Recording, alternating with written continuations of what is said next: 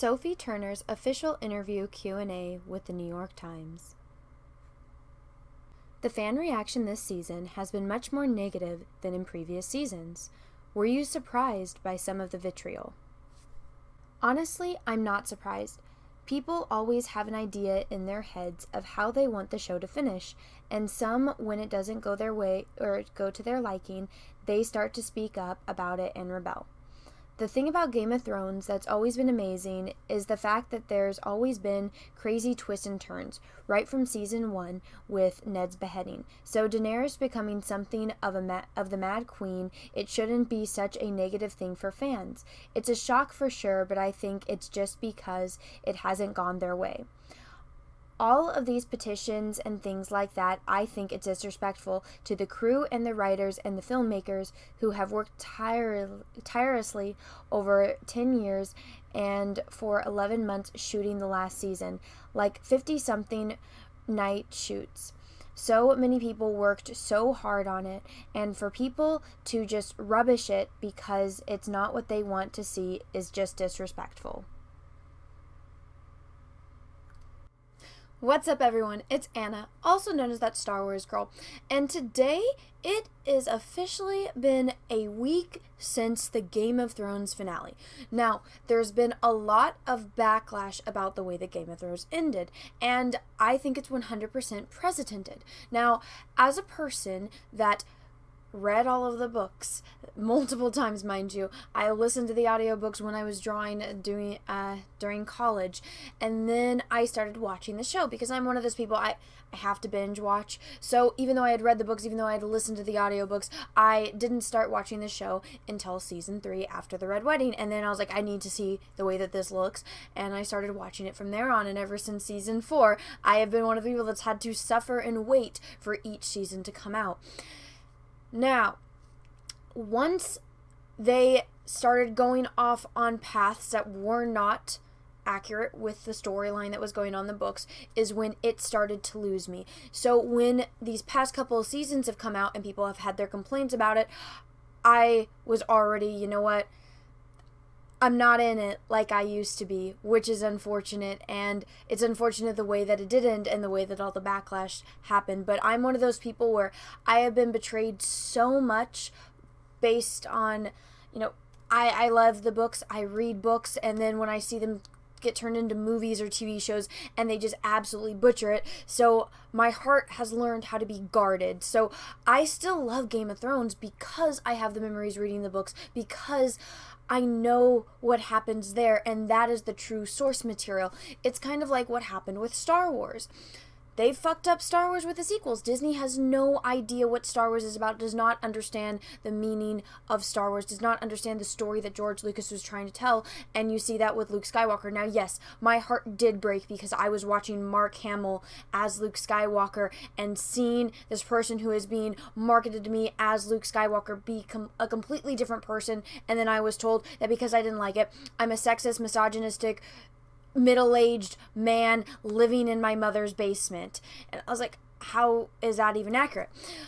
But as far as Game of Thrones, there's been a lot of things that have happened, and I have been saying for seasons now that this is not what happens in the books. This isn't Game of Thrones anymore. And I receive a lot of backlash when I make Game of Thrones videos. I did a reaction to the teaser for this new season, and I continuously said, I want Sansa to die. Sansa is my least favorite character. You think that she's annoying in the show? You can go back and watch the first couple of seasons, then you can use the argument, well, she's grown up since then. Guess what? In the book, none of that stuff happened with Sansa. Everything that made Sansa a strong character, that does not happen to Sansa in the book. They stole that storyline from another character to give it to Sansa so that way she could become more likable, that way she could grow and develop more, because in the books she's still a scared little girl that's in the Eyrie. That's it. Sansa never got raped. None of that happened to Sansa with Ramsay. None of it. That was all a completely different character. So trying to get me to stand behind Sansa and be like, oh, she grew so much. No, she didn't. That's not Sansa. That is the show, and that was D&D trying to get people to go behind this very, very unlikable character. And yeah, you can say that I should hate characters like Cersei, that I should hate characters like Daenerys. Well, guess what? Those people I knew were villains. You know from the right off the bat that they are villains. Sansa is supposed to be this idealized little girl that, she's pretty, she's the oldest daughter of Ned Stark, she's supposed to be the innocent one. Well, guess what? Because of Sansa, she got Ned killed, and she doesn't feel any remorse for it, and she plays the victim. She is one of those people that's like, oh my gosh, poor me. It's like, no, I don't feel sorry for you. You did something stupid. You didn't listen to your father, and because of that, your father was murdered. I do not feel sorry for a character like that. And I will go back to this. If you read the books, you would understand my hatred for Sansa. Heck, you can go back and watch the earlier seasons and still understand my hatred for Sansa. And then understand how much I hate that they stole another character story from the books to give it to this actress, to give it to Sansa, that character, to make her at least have people be sympathetic to her. I don't buy that. I do not fall for it, and I am one of those people that I understand you need to take creative liberties when you're adapting something from a novel or a short story into a film. I understand there's going to be things that are going to be different, and that's just because it's a different type of art. It's a different format.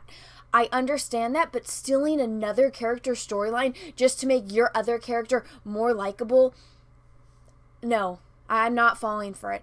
And again, I have been hurt by adaptations before. You can go and watch the Aragon movie and just see the catastrophe that is. You can go watch the Series of Unfortunate Events movie. I haven't even been able to bring myself to watch the Netflix series because of how much they fucked up that movie. They made all of these novels that I read growing up, and then I watched this movie where they put 3 books into one, and they butcher it to where they can never make a sequel because they messed up fundamental things in the story that happen in later books that they cannot make happen anymore because they fucked it up in the one movie.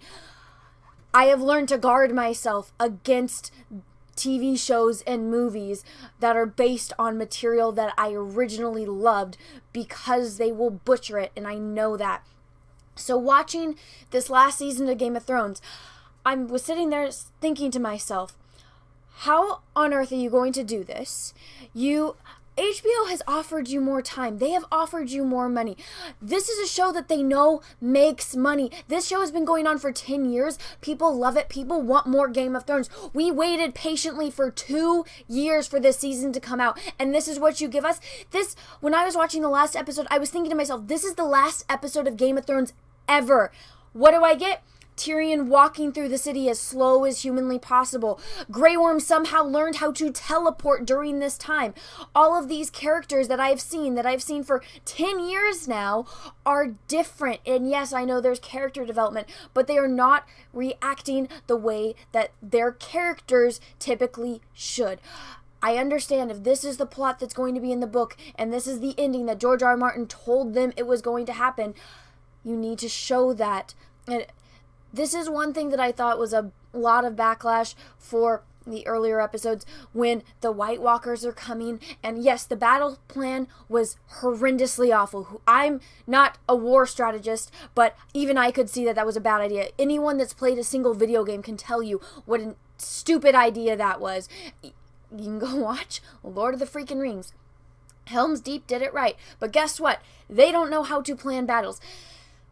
That's its own thing in its own, but the person that was the art director for that episode did a phenomenal job, because when you just look at it, if you look at it the way a storyboard artist would, you look at shot by shot, one of the things as an artist, and I'm a professional artist, I have a degree in art and specifically concept art. One of the things that you are trying to do as an artist, as a person that's laying down the storyboards for TV shows and movies and whatnot, what your goal is in a single image, you want to convey an emotion. They did that successfully. That episode was, that's up for debate on your personal choice, but who was ever in charge of the art for that episode did a phenomenal job of showing that fear, that intensity, that anxiety, that hopelessness. That was a very successful, I would say, art episode. If you look at it shot by shot, the artist behind that made you feel the emotions. Yes, there are a lot of problems with that episode, but artistically speaking, the way that episode was set up shot by shot, it was a successful episode because it makes you feel those things. It makes you frustrated. It makes you anxious. It makes you fearful. And then, yes, they do the subverting expectations with what happened with Arya and the Night King. And that, I believe, is what D&D did when they wanted to go do their own thing and they wanted to change what everyone was expecting. They completely threw away all of the lore, and again, if you read the books, you will know how much of the lore that they threw away. They got rid of all of the Starks being able to warg. Bran is not the only one that can go into animals' bodies. That is one of the beautiful things about the Stark children. Heck, even though Jon is a Targaryen, he can do it too. They all have these things which they refer to as wolf dreams, where they go into their wolves. On the night of the Red Wedding, Arya has a horrible nightmare, and she goes into Nymeria's body, and Nymeria drags her family's bodies out of the river. And guess what? Catelyn is brought back, and she is a zombie, and she is the one that is killing the Freys in the Riverlands. She can't speak. All she wants to, because her throat was slit, all she wants to do is get revenge for her family. She's become this bloodthirsty monster that just wants to kill the Freys. That is her only mission. And it's horrifying. And that they left out. They had Arya go take that whole arc. And then they threw away everything with Jon. Heck, that scene when they're picking out the king of Westeros, you're telling me that Tyrion Lannister, the most intelligent person in the world, in this universe, that has been trying to get Jon Snow to recognize who he is as the rightful heir to the throne, the rightful king, the true and just person that he is. He spent an entire scene early in this episode trying to convince Jon to kill Daenerys because it's the right thing to do, and Jon will always do the right thing. You're telling me that that guy that said all of those things to Jon, that the moment he found out who Jon Snow was, he immediately felt like he was the rightful ruler. Even Sansa, Arya, Bran, Sam, everyone that knew who Jon Snow really was, which is Aegon Targaryen, the son of Rhaegar Targaryen and Lyanna Stark. Every single person that knew that has been telling him since the moment that they found out that he needs to be the one that's king. He is the rightful heir to the throne. Not a single one of them recognized that at this council where they are bringing to the attention of everyone that, hey, we need a king. Let's figure out the right one. Not a single one of those people decided to mention Jon Snow's name. And people like Sophie Turner are saying that it is disrespectful that all of these people worked on this show, that tried to make it good, that spent 50-hour-long shoots working on this, that have spent 10 years trying to write this, trying to make this, all of the people on set. We're not blaming anyone, any one of those people. It is D&D that we have the problem with, that someone like me has the problem with. How can you ignore this? How can earlier in the episode you have a character manipulate someone using their birthright as the way to manipulate them into doing something that is right because they are the rightful heir to the throne? And then when it comes time to pick the rightful heir to the throne, they just forget that. They throw it out. It doesn't make any sense. They just wanted to end this show as quickly as possible so that way they can go work on Star Wars. It's not us being disrespectful. It's people that basically paid their salaries. That Sophie Turner, who was she before Game of Thrones? I don't know. But guess what? She got her career from Game of Thrones. I'm pretty sure the girl that played Arya did as well. Heck, I didn't know who a majority of these people were until Game of Thrones. So it was people like me that had read the books, and then it was people that had just wanted to watch the show.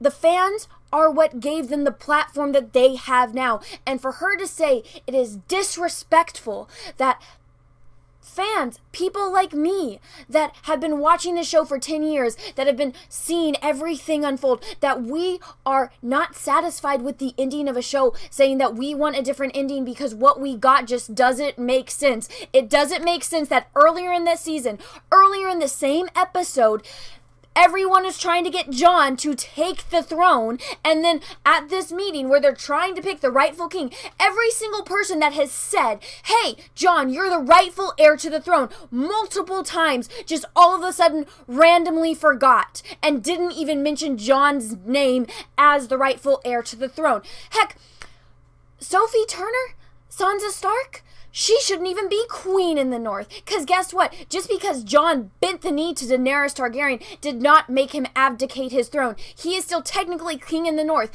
The Wall, sending Jon to the Wall to take the Black, well, guess what? If you read the books, which only a few actors that were on Game of Thrones did, Sophie Turner's name did not come up in that list of the actors that actually read this, or read the books.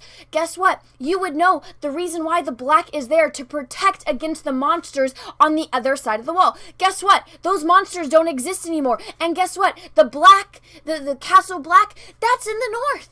Guess who's the king in the North? Oh yeah, that's right, Jon freaking Snow.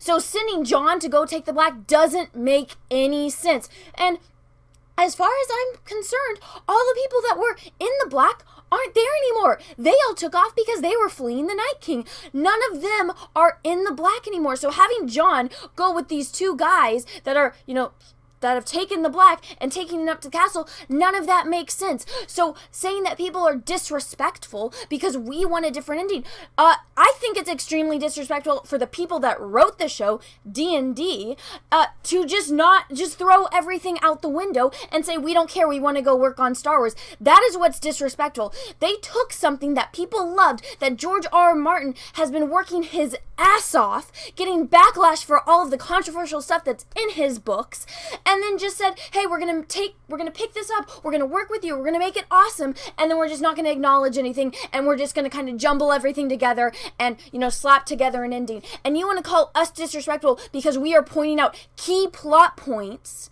that are inaccurate, that do not make sense. Heck, Grey Worm teleporting in the middle of the episode does not make sense to me. I don't have any problem with Daenerys going mad.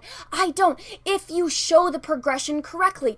If Sansa wants to be queen in the North, freaking fine. As much as I hate the character, as much as I wanted that character to die, if she's going to be queen in the North, okay, fine. But show how that came to be correctly. Show how they had to acknowledge, or have somehow have Jon say, hey, I abdicate my throne, which he never once did. He is still technically king in the North, no matter if he bent the knee to Daenerys Targaryen. Just because a king allies himself with another ruler does not make him give up his throne.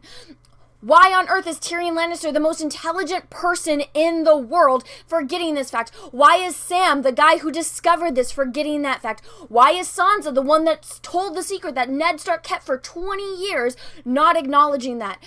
We have a problem with that. I have a problem with that. That is why there is backlash for this episode. And guess what? It's done. It's been a week since Game of Thrones came out, and people are still talking about this because we are so upset because it was something that was in our lives for 10 years. And for people like me that have read the books, it's been something that's been in our lives since the freaking 90s. So yeah, we have every single right to be, upset.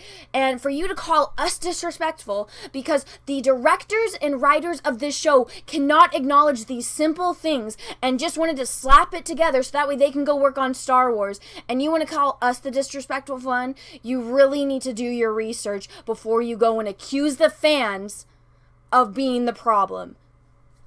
That's all I have to say about this for right now. There is a lot of stuff that was wrong with Game of Thrones, and it's just exhausting.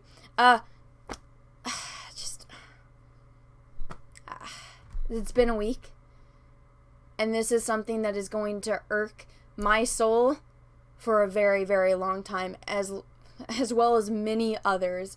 So for those of you that aren't Game of Thrones fans, congratulations, you avoided this tragic catastrophe. And for those of you that are Game of Thrones fans like me, I'm sorry, but at least we're all in this together.